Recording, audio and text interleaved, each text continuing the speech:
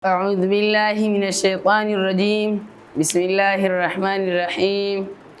الذين آتيناهم الكتاب يتلونه حق تلاوته أولئك يؤمنون به ومن يكفر به فأولئك هم الخاسرون. صدق الله العظيم.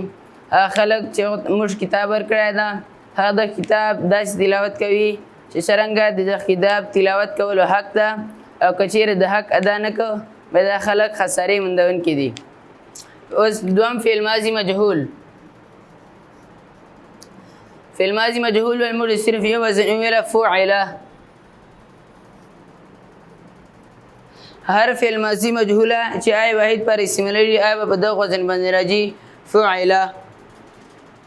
لکه ضربه.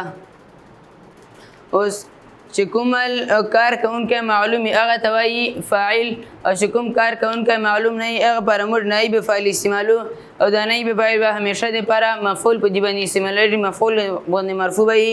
لکه ضرب محمود.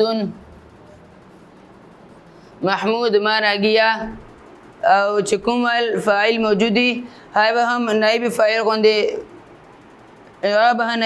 غوندې مرفوع راځي لیکن هغه ول به فعل همیشه د لپاره معروف لکه ضرب محمود. دې چې دا جمله فعلیه ده فعل ماضی ولا لیکن دا مجهوله ده او دا معروفه ده ضرب محمود. محمود نمارا ضرب محمود محمود ما راګیا. اللهم اني اسالك علما نافعا رزقا طيبا وعملا متقبلا. اللهم